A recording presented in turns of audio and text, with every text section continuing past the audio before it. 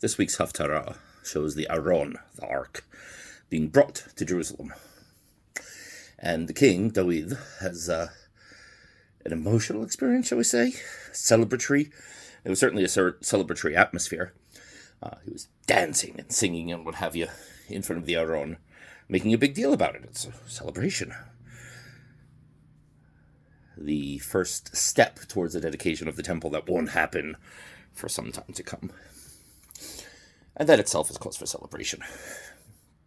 His wife, Michal, the daughter of Shaul, sees him and chastises him. The way he's prancing about.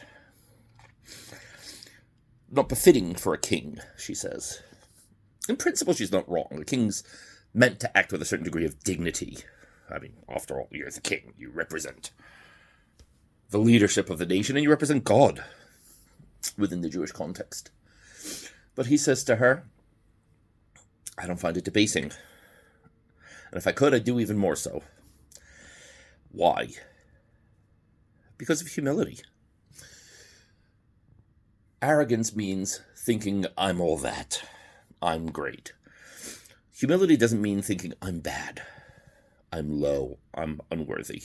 Humility means being honest with yourself. It means being honest with yourself about your true place in the grand scheme of things. David was a great man. He knew it. And it wouldn't have been a lack of humility for him to say, I'm a great person. He was the king, and for a reason. He was chosen by God. In fact, that's one of the things he says to her. God chose me to lead these people. He recognizes that. But, compared to God, in the presence of the true king with the capital K,